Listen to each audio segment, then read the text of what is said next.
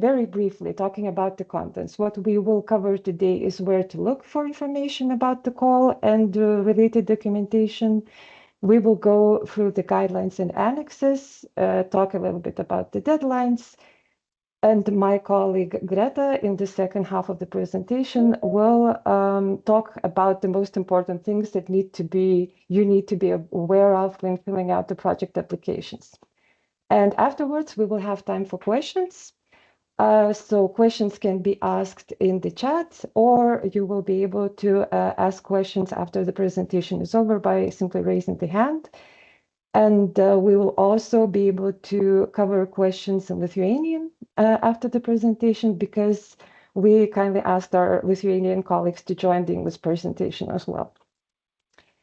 So where to look for information? Many of you have probably already visited the website of the call.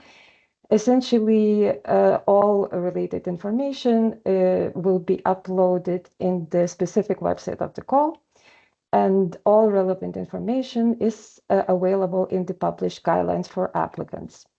What is very important is that all applications will be accepted exclusively when submitted through the Submittable platform, and you can find the link on the call website again.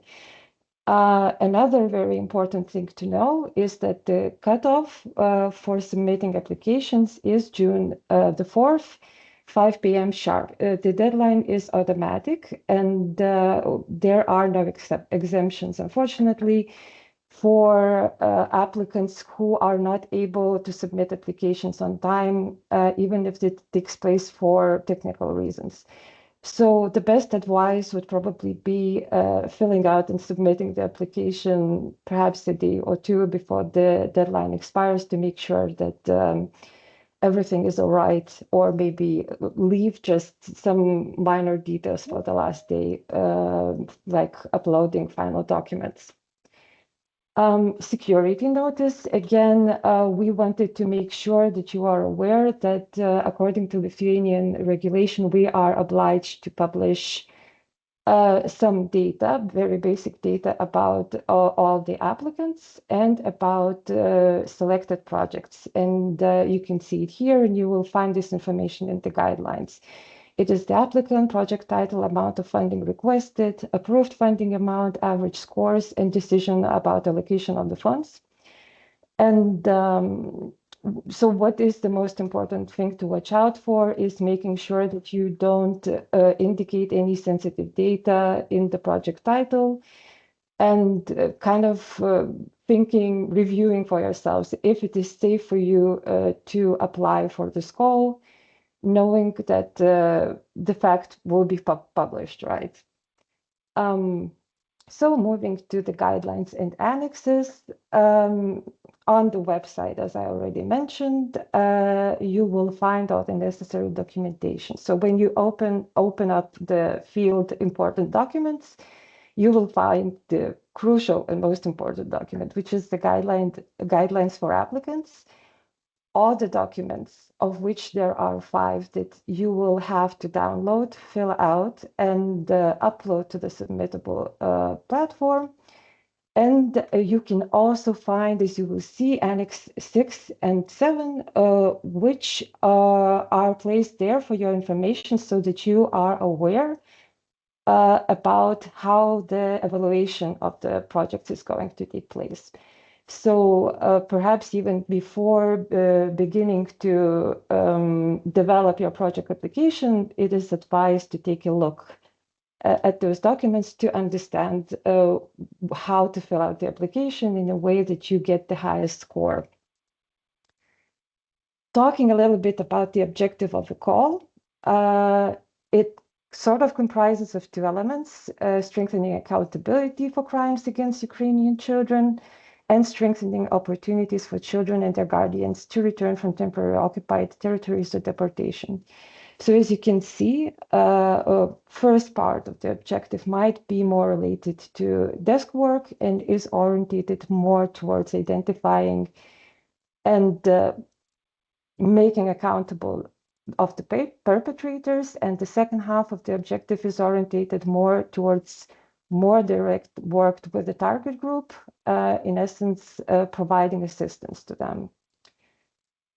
In the call, there are two important definitions. First of which is how we define what is a child. And under the call, we understand that as a person who was a minor at the time when the crime against them was perpetrated, during the period from 2014 through this year, who are no older than 29 during the project implementation period. Families and guardians are defined as the persons performing the functions of child guardianship, as well as immediate family members, parents, grandparents, brothers, and sisters. There are three thematic areas under the call: strengthening legal accountability for crimes and data verification, tracing and identification activities, which is essentially tracing and identification of specific victims or children with experience of a crime, and facilitation of the process of return from deportation and temporarily occupied territories. Which is underscored because specific terms apply. There are additional options essentially for applicants who apply for this specific thematic area. Namely that an applicant can choose a lump sum payment method. Essentially, what that means, that an applicant submits an application a completely identical way as anybody else. But in the end, when the applicant is selected, cost per result will be developed. For example, providing psychosocial services for one child. And this lump sum would essentially then cover the salaries of the personnel, any travel costs, any medical costs related to achieve said result. And as a result, applicants who have chosen lump sum financing method would not have to submit financial documents proving that they have achieved this result, but would have to submit evidence that this result has been achieved and these activities have been implemented. Again, as already mentioned, the specific lump sum will be developed individually per each selected project.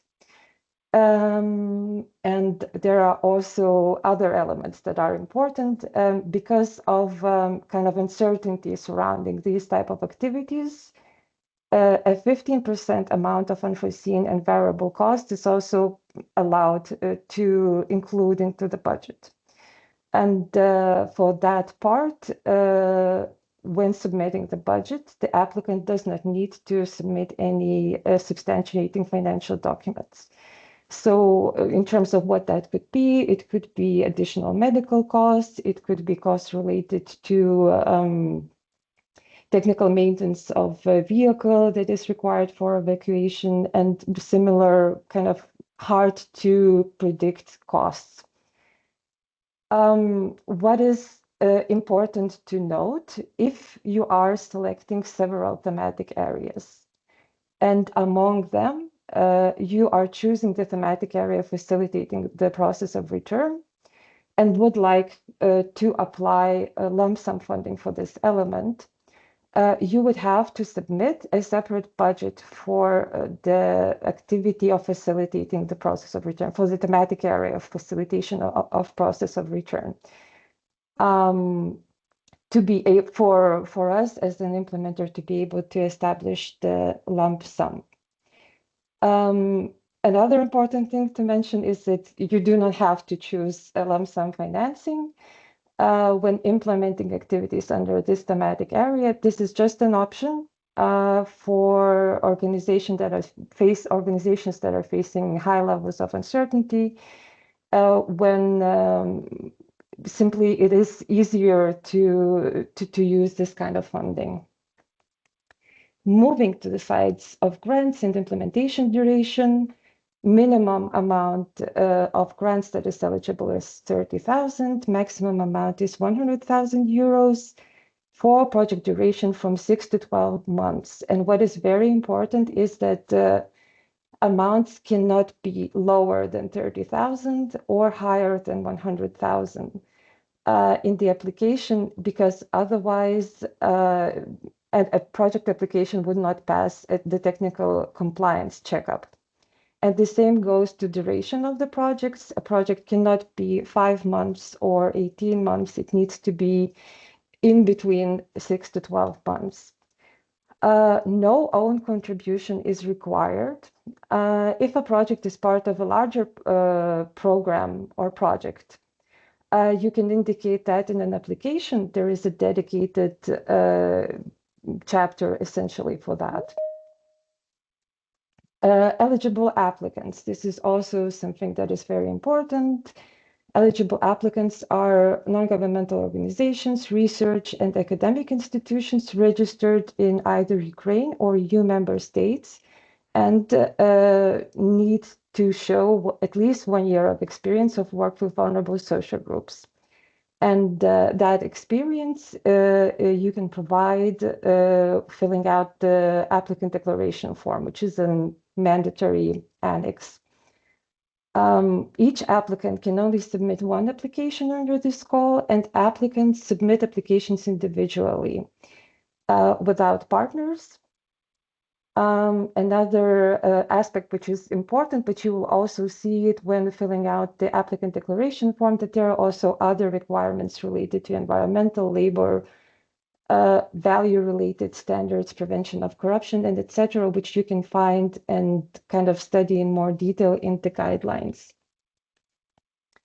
Eligible activities essentially also comprise of two groups: activities of documentation of crime, activities strengthening the capacities of Ukrainian law enforcement to effectively investigate it and hold accountable of the perpetrators, identification of the affected children, and strengthening the effectiveness of sanctions. In the more practical side, it is facilitation of return and technical assistance, provision of initial psychosocial support, as well as legal support and other necessary elements that are listed in the guidelines, in which you can see here. The deadlines. Cutoff for questions on the procedure of submitting documents is June the 4th, which is the same day of cutoff and the deadline for submission of applications. Again, as we talked, it would be ideal to not leave it to the last moment. We hope to run the evaluation quite fast, and we will inform you, but we expect to be able to provide the answers and results by the beginning of July. Evaluation procedure. Again, as I already mentioned, there are essentially two steps in the evaluation. The first filter is administrative compliance. And there, the most essential elements are essentially the eligibility of the applicant and technical aspects also of the application, including all necessary annexes, having indicated the correct requested amount that meets the eligibility requirements and the duration of the project. And what is important to know that projects who do not pass the administrative compliance evaluation are not moved to the next step, which is content and justification of expenditure evaluation.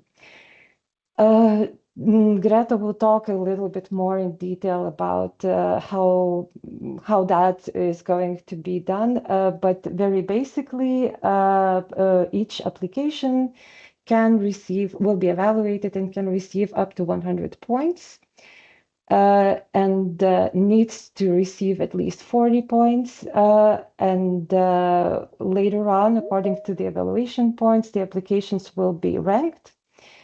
And applications that have received the highest score will receive funding from the ranking until the funding that is available will expire. As you know, all in all, under this grant call, the funding we have currently is 600,000 euro. If you want to take a more detailed look into the evaluation criteria, you can find them in the guidelines and in the form of assessment of content of the justification costs. So what is important to note here is you do not need to fill those out. This is something that the evaluators will be filling out, but we made those documents available to you so that there is more transparency and clarity in terms of how the evaluation points are gained.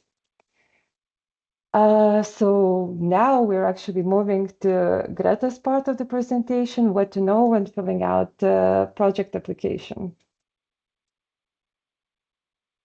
Thank you, Živilė. Okay, so I will share my slides.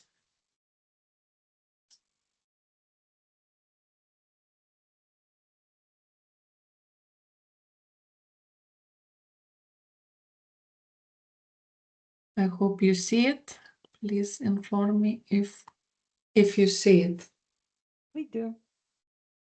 Okay, so in this part, I will talk what you need to know when completing a project application. Of course, it's from our point of view, what we think it's good to emphasize when you are completing a project application. We believe you already know more, you know about your project, about thematic areas, and of course, you read the guidelines. So we emphasize something here or what we think it's important. So once you're completing the project application, the project application is divided in these segments, and you need to fill in all that information. The information when you are writing should be clear, accurate, and specific.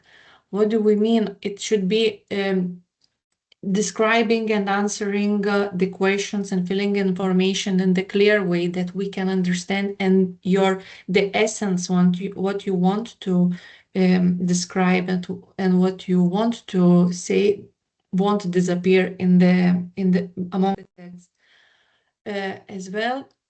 It should be accurate. For example, in the section general information about the project, there is a question, the total budget value, or also requested funding amount. So you should write down the exact what you calculated in your budget form and transfer, not rounded, not write approximate amount. For example, you calculated that it's 90,123.36 euro cents. The same amount should be not 9123, not something without cents, should be exact amount and matching your budget form information. The same goes with the accurate requirement should be about your name. For example, information about the project implementer, the applicant, there is written to write your title, the organization's name. There you should fill in the full name of your organization. Of course, you can shorten it, and in all application you can write it. But for example, we are Public Institution Central Project Management Agency. There I should write it full, the name as it's registered, and I can put a marking that it's CPVA. Yes, and then I continue in all the text. Of course, you need to upload or describe where is needed all the rest of information. As Živilė was mentioning, the application can be completed only in the electronic application submission system Submittable, and only in that way will be acceptable. When you are completing the application, all mandatory fields must be completed. They are marked with the sign required. Of course, you should fill in all the information, but those fields are necessary to be filled in to submit your application. if it's written down, assigned as required, but you do not know what to say there, or you don't have some data about it, then just write why you don't have the data or you don't provide their information. This application form gives also for you an opportunity to fill in the application together with your colleague. For example, if it's relevant to you, you can invite collaborators to participate and together in real time fill in the application. On top right corner of your application, there is you can click on Manage Collaborators. Then there opens the field where you can insert an email of your colleague, and he will receive a link where he can access, through which he can access the application and see all the information on real time. Probably here you should be agreeing between each other who and when is filling in one or other information, so you are not filling in the same time, and unfortunately just one information will be saved. What it's important here to note, if you invite collaborator, only the owner of the application, it means the one who created it and who owns it, can submit the application. The collaborator will be not able to do it. When you are filling in application, you can always save the draft.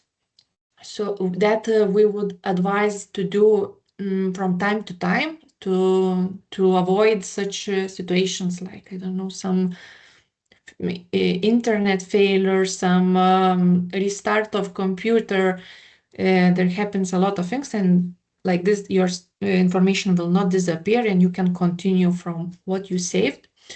You can save and continue even another day. Once it's finished and you uploaded all the necessary documents, you can click on Submit Form, and it will be submitted. You should receive an email. If you are not receiving some emails, check your spam inbox or junk inbox. It can be that it went there. So as Juvila was mentioning, at first stage, once you submit, we will perform administrative compliance assessment, where we will check technical compliance to the requirements. And those applications that pass this stage will be moved to the second stage. What would be good to know is that when you are uploading the project budget form, please upload it in Excel format as well. For example, you prepared the budget form, you printed, you signed it, you scanned it, you uploaded. Add the same one that you uploaded in PDF, also in Excel format. For us, it's very important. Here, I would like also to notify you that after publishing this call, we identified a technical error, some technical mistake in the budget form, and we updated it. And the updated budget form was uploaded on the website on 19th of May. So if you downloaded this form before the 19th of May, we would suggest to re-download it and to just transfer the information to the new one. It would be just it just will be easier for you, and the new version, there is no big changes, just easier filling in. That was fixed. So in the second stage, the applications will be evaluated in these criteria, given various points. In the first criteria group will be evaluated applicants' capacities. I will not read all the questions and all these offers. Just what I would like to emphasize, that the applications in general shall describe and clearly specify the information. Yes, and for example, does the applicant have project implementation experience? It should be not answered just yes, we do, but given the specific information described, what experience, there are fields where are requested to specify which exact projects you implemented already, so explain that information. Also, what is important in the question when you are describing the project management organizational structure, the roles of and responsibilities of participants. For example, there is project manager, finance or communication specialist. There should be explained in detail what functions they are doing, what responsibilities do they have, that how they don't overlap, that the same two persons are not doing the same activities. Here is the example. For example, when you are filling in application information about the your experience as the applicant and the applicant's projects that implemented, here you should fill in the information. Similar projects or activities in this call are those that are relevant to the call's goal, call's objective, and thematic areas. And to get the highest score, it will be assessed whether project implementer has implemented 5 similar projects. In the second criteria group will be evaluated project relevance. So does the project comply with the objective and thematic areas of the call, the relevance to the needs of the specific sector. Therefore, in the application must be described and clearly demonstrated compliance. It should be, again, not simply answered that or given information that the project complies with the call and its goal, but as well as given specific reference to which exact thematic area is corresponding, in which way, maybe supporting some in other answers, maybe supporting by some specific data, some analysis or some links when is needed. In third group of criteria will be evaluated project logic. So if the application provide an analysis of the problems to be addressed, is it clear how the project will seek to solve them? Is the target group clearly defined, and does the target group correspond to the project objective and expected results? Also will be evaluated, you are prepared according to our given form logical framework, it means log frame, and if it is clear, specific, concrete, and measurable. So the log frame should be filled in according to the given form, and you have for you it is provided on our website an example. Of course, it's not related to this call and its goal, but it gives the idea what we are looking for. In the same criteria group will be evaluated if the application maintain a consistent internal project logic. It means when everything has a flow from goal to the result. It means if I am if in the application it is planned all the activities needed, and all these activities have linked results, concrete results from those activities that will be achieved, and those activities that you will be implementing will make you to reach the project goal. So needs to be connection.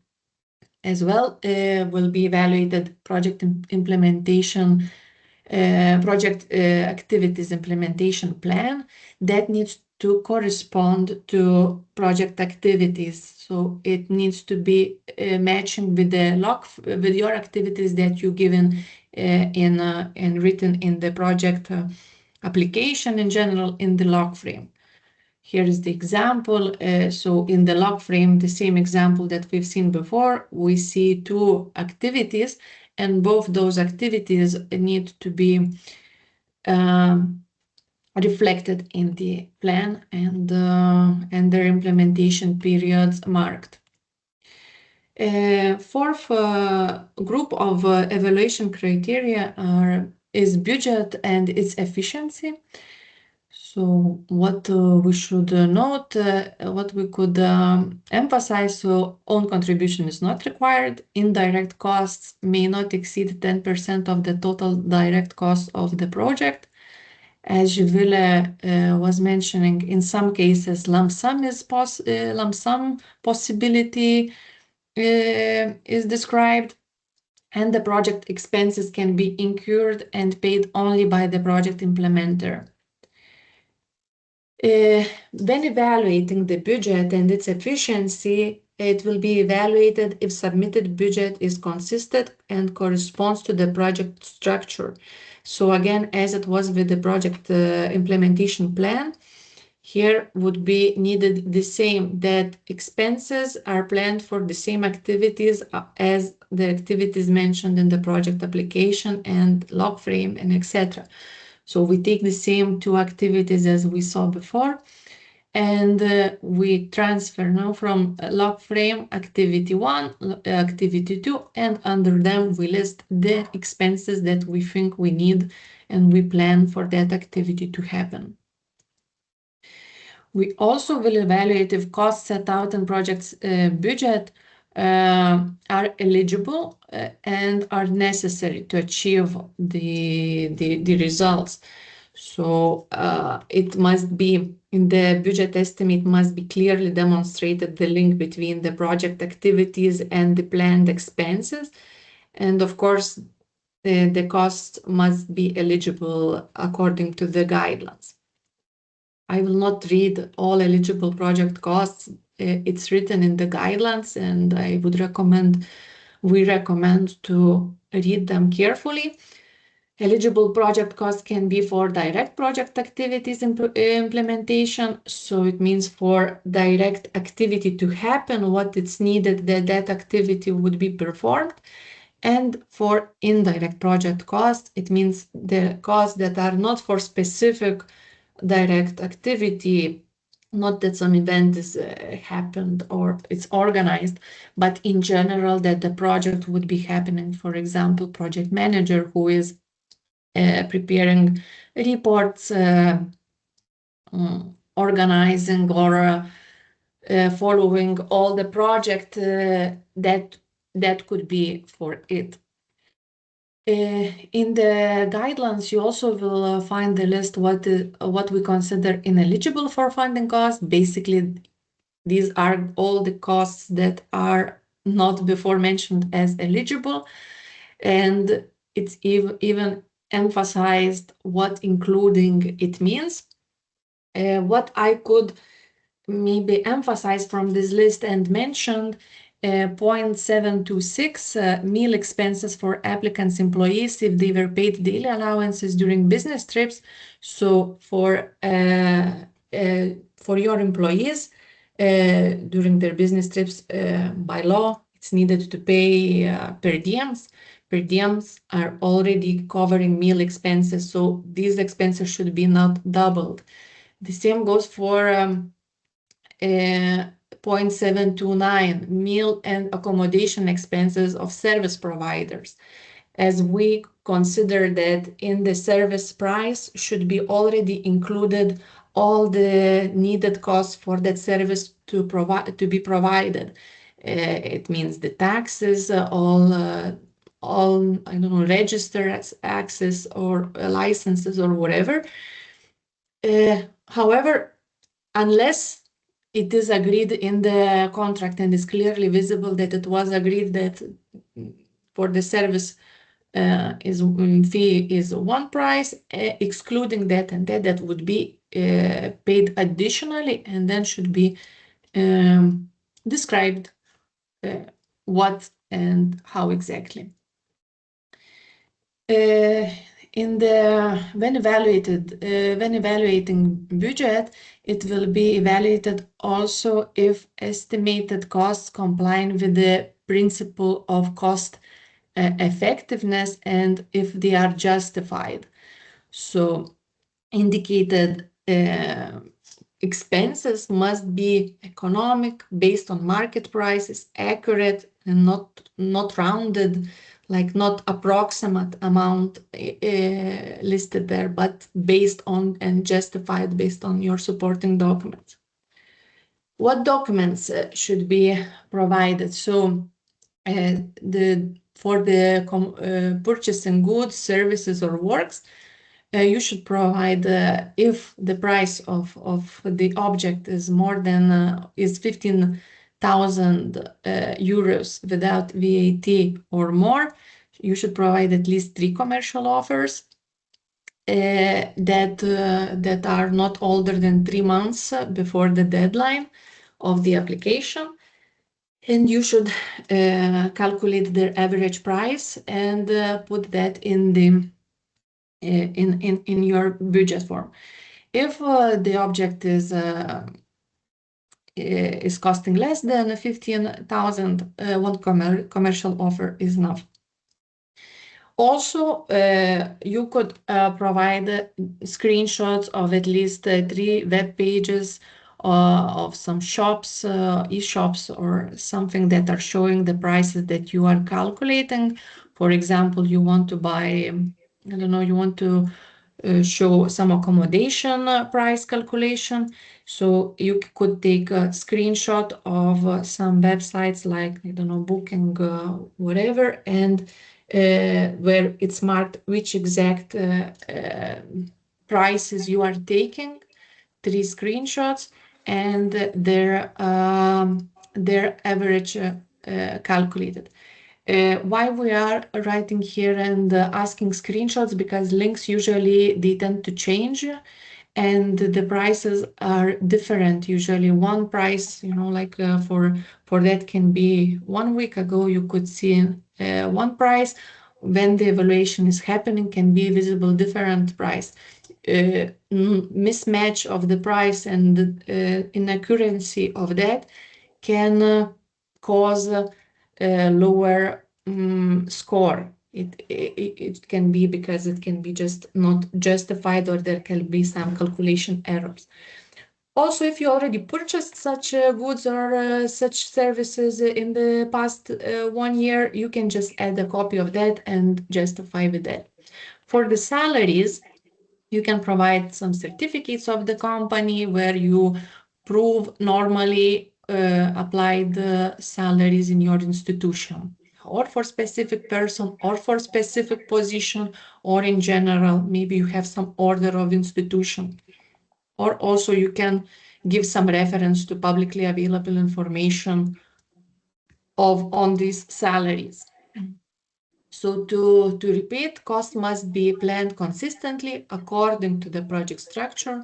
The project budget estimate must show a clear relationship between project activities and costs.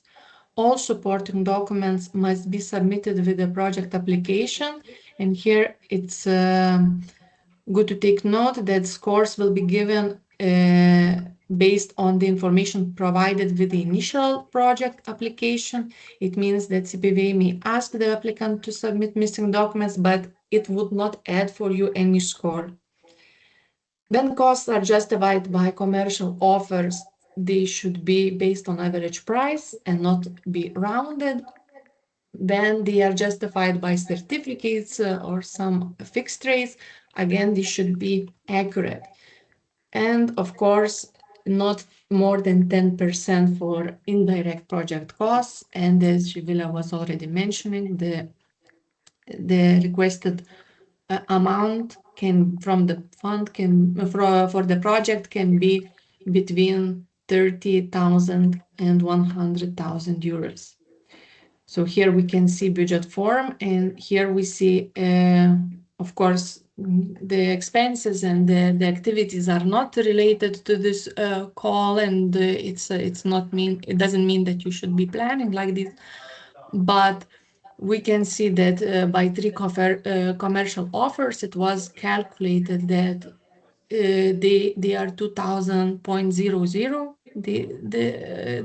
the price, and it's given also the annex name, so we can see which exactly is linked to that line to be supported.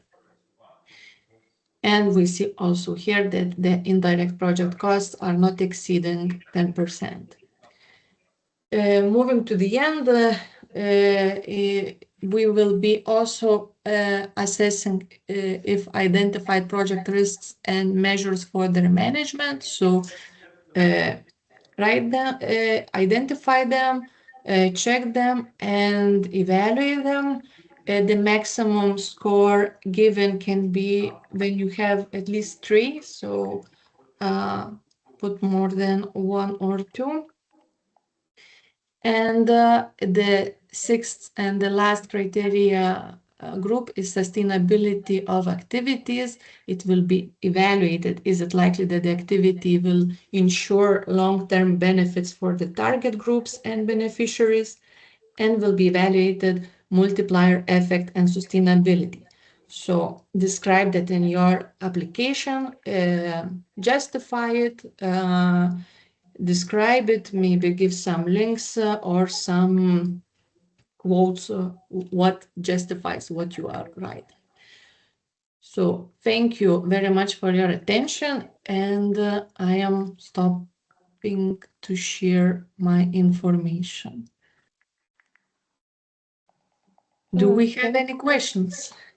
Yes, maybe I'll start by reading the question from 2 questions actually from the commentaries. So a couple of questions. The first question is, while partners are not allowed for applications, is it true that there are no problems with subcontractors or external experts who are proposed to be a part of the team through the sole applicant? So maybe I can address that question immediately. That is correct, but also be very mindful that only the applicant, the future implementer, can incur costs. So, for example, if experts rent and pay for the rental of specific premises, that those costs would not be eligible. So be mindful of that. That is one important element, and of course that the applicant and future implementer is the legal entity that is in the end responsible for fulfilling the obligations under the project.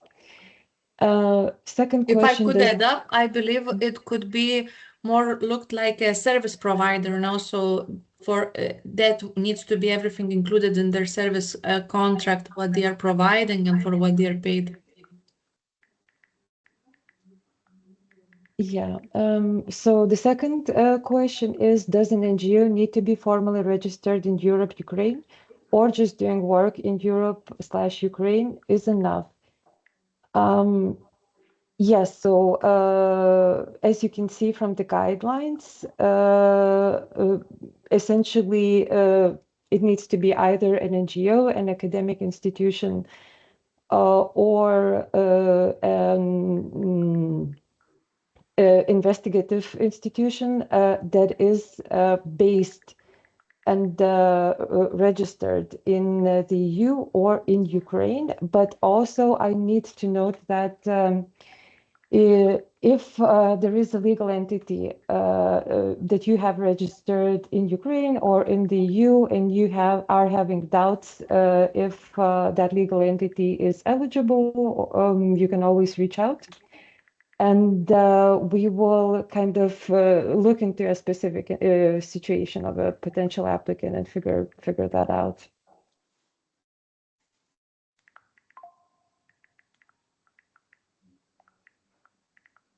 We have a follow-up question. Will the slides be sent out? And could we explain what the legal entity code is? We will be able to share the slides, definitely. And explaining the legal entity code, that is essentially a registration number of a legal entity in either of the EU countries or in Ukraine. I don't know if that helps. Again, if you are having doubts which one to indicate in your application, you can reach out personally to me and we will figure it out.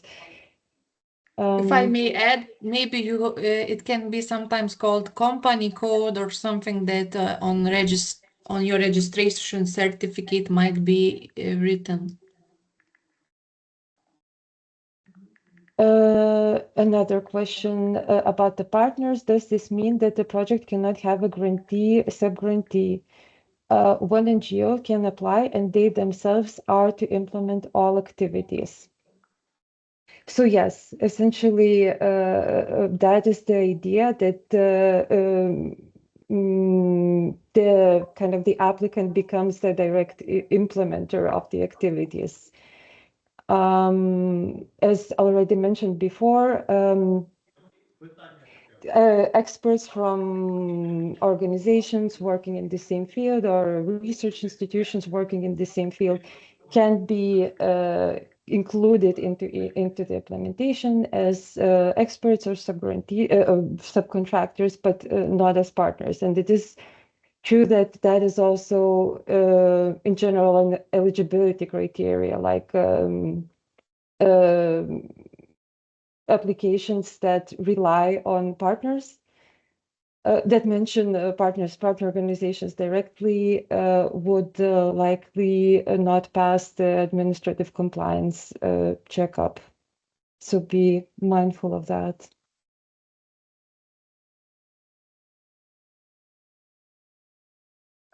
Yes, thank you for the session. Thank you for joining. Our question would be, if the project's working with the issue indirectly, such as campaigns informing the society about displaced children, documentation without further use of legal justice, etc., are eligible of the call. Essentially, like at the moment, we cannot produce an eligibility evaluation without seeing your entire application. So, but also the definitions are quite broad, and it really depends on how you describe the problem. And if the problem is defined in a way where logically an information campaign is absolutely necessary to address it, and is an important measure to address it, I think that's something that definitely would be valuable. I don't know, Greta, maybe you have. No, I agree. If it must be in the goal of the call. So if you explain how it is matching and the goal of the project, the objective of the call, and its thematic areas, and how it's covered, then yes. Another question, must applications be submitted in Lithuanian language from Lithuanian applicants? Yes, essentially yes. Another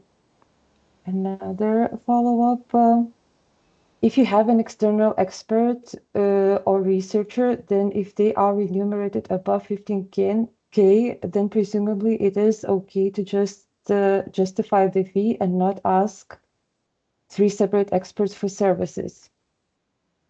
Experts are rather unique. Yes, if I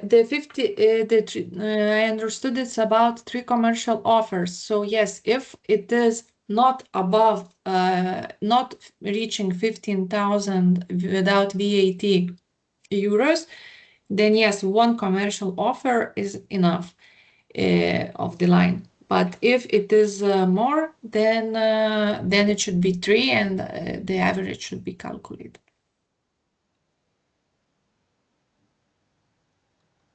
And as you are Another mentioning, I'm sorry to add, yes, the experts are unique. So yes, can be that for some line you should you are having some specific personnel needed that needs to be for that. So, but the justification should be given why such prices and costs are calculated for that.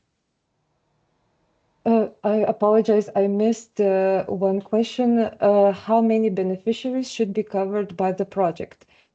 There is no minimum number. It really depends on, the kind of activities that you will be implementing. One important thing to note, as Greta already presented, that kind of efficiency and reasonable costs is something that is taken into consideration in evaluation, but there is no set minimums or maximums.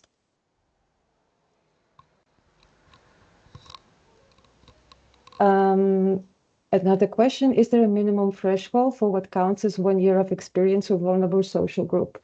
For example, does OSINT documentation work with victims qualify, or does CPVA expect direct service provision? It again depends on the kind of project that you will be implementing.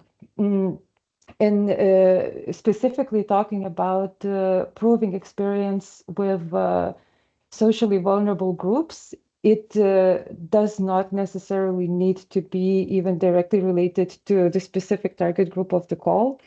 Let's say if you have work experience with former political prisoners, that also counts, because it is very broadly about having experience with socially vulnerable groups. In terms of all related aspects, which are, ethics, handling of sensitive data, and etc. So I will not be able to comment specifically on open source intelligence documentation of work with victims qualify, but just to let you know that it can be something broader and does not need to be linked specifically to children. We also have one hand raised. Thank you. Can I ask the question directly? The first question is rather technical about uploading the documents in the process. Have I understood correctly that we first, before uploading, for example, the budget, we have to print, scan, seal, sign, and then upload, or not necessary? I can take this one. So there are some documents that need to be printed and signed, which are both the declarations and also the budget as well. But for the declarations, you can only upload the signed PDF. And for the budget, both the raw unsigned Excel file is needed and the signed PDF. This is so that we are more readily can check if all the formulas are working correctly and use the data from the budget. Thank you. So it means that all the other documents not necessarily have to be signed and scanned. It could be like a Word document attached. For example, if we want to attach more documents for this application, for example, because we have different policies or standard operational procedures that we would like to show as a best practice in our work, can we add or download them in Word format? Yes, in some cases, yes, you can do it. If we are more talking about signing the documents and sending PDF when it's needed, like as Jivila was mentioning, declaration that you confirm something or a budget form. But if you are providing justification document, for example, of the price. It's enough just I don't know, a screenshot, no, doesn't need to be signed. And the same if you are giving the link to your organizational, some or institutional document, if it's not signed, it can be. You will see where it's provided. Thank you. I see that Natalia is holding her hand. Yes, because I still have one more question, if I can. It's about the general pool of the grants that or the grantees. As far as I understand, it's minimum 6 organizations that can receive the grants from your organization. Minimum 6 or could be more. Am I correct?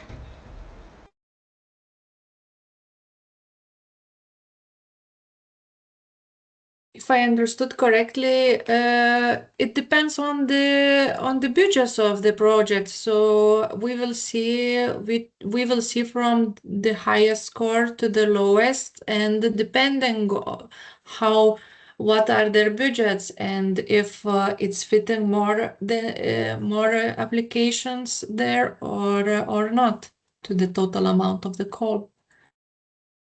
Thank you. We have another question. Will a Q&A document containing all the questions asked throughout the process, along with your answers, be shared and made available online? Or are the questions asked and answered on an individual basis and not shared with other applicants? Greta, we were planning frequently asked questions document. So there will be a joint document for the more generic questions, but if you have something specific to your particular application, then those should be addressed on an individual basis. Yeah, probably in a week or so, you will see on the website will be uploaded frequently asked questions, and we will include here the seen questions that we feel that they are frequent or needed to be mentioned there.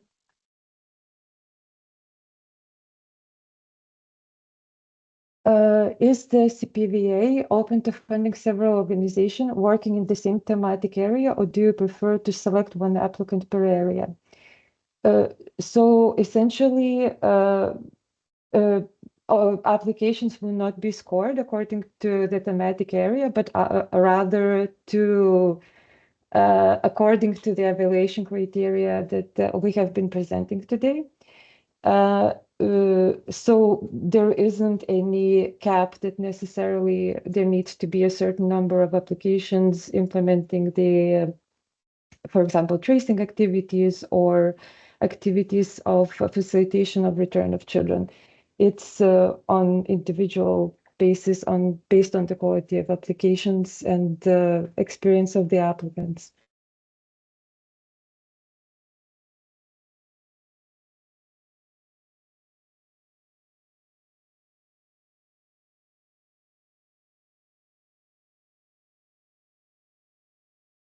Do we have any more questions, maybe?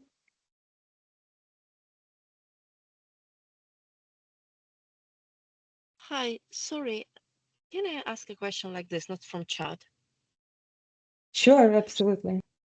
Thank you. First of all, I'm really grateful for your presentation. I managed to see the most of it. However, I had a bad connection, so maybe you responded to my question, but I'm sorry if you did. I just will ask this. So, how is it possible from eligibility to pass the eligibility criteria to apply for this funding for people, for example, one person in Ukraine, one person in the UK, and one in Lithuania, but make it from, as you said in the eligibility criteria, it should be just one organization, either academic or NGO or whatever. So how it is possible from this point of view? So it would be either using the model of hiring the partners, like having one organization being the applicant, and then hiring the partners as experts or as subcontractors. And as we talked a little bit, having in mind that as only the implementer has the right, has the possibility to incur costs. Otherwise, if the experts, for example, incur and pay some costs, those costs would not be eligible under the call. But yes, that would be kind of one way of including international teams. Okay, thank you very much. And also, it could be, for example, as a, I don't know, like like something like visiting research or something like that, I suppose. Am I correct? If I may add, we cannot evaluate at this point if it will be surely eligible. We can suppose, but we don't have all information to evaluate eligibility, and that can be done only after the deadline. But as Živilė was saying, as partners and are not available, and not permitted. So I believe the implementer, the applicant, needs to decide in which way he can hire his needed some experts for him that are needed. Yeah, thank you very much. It's really helpful. Just one clarification point. So basically, they should have some legal relationship in the moments when they apply, not after they have a grant. Am I correct? For example, this person is a contractor, like as a visiting researcher in this institution, already on the moment of applying or it can be later. You will see in the application form, you can indicate if you already have, for example, a short list of experts that you want to engage into the implementation. You can then put them down and kind of explain their qualifications under the project. Or if you haven't yet selected experts, but you know what kind of qualifications they need to have, there's also a possibility to explain, like, we will be looking for an expert who has this and that expertise that is necessary for the implementation of the project in a specific way. Okay, thank you very much. You're very helpful. Thank you.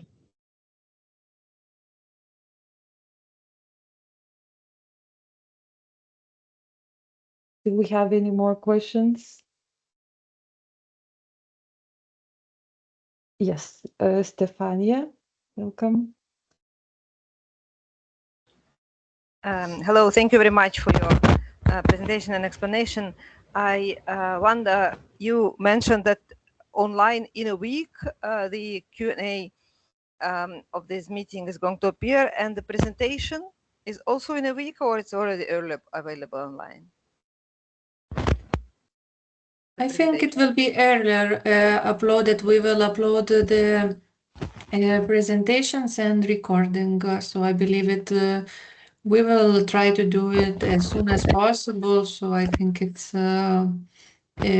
if you don't see it, let's say next Monday, Tuesday, you can text us. Maybe we can direct you where it is Thank positioned. you very much. And if we have specific questions, we can also ask additionally, if I understood this. Yes.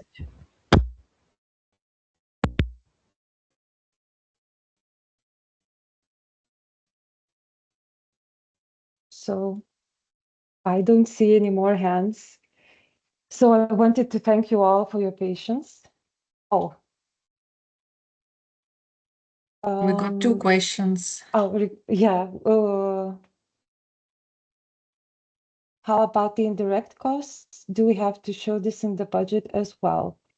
Yes, and you need to justify the same as with other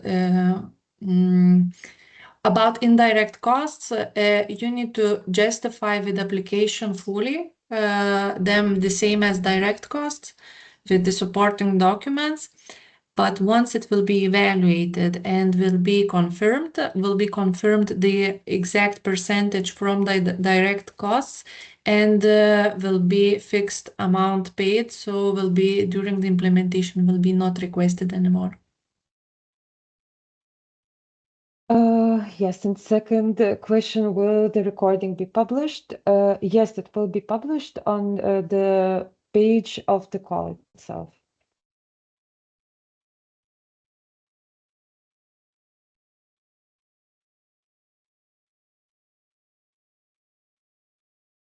So it looks like that's it for now.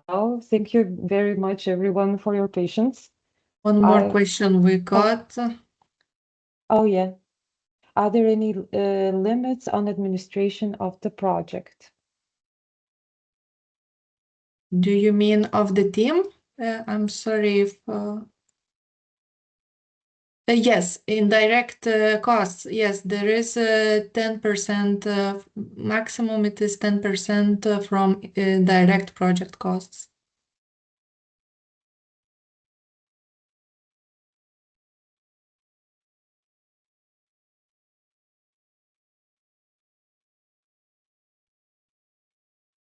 So thank you. Thank you so much, everybody, for your patience, and very happy to interact. I know that we will be in touch, and stay safe. And if again, I wanted to remind you that if you have any questions, you can reach out directly to us. And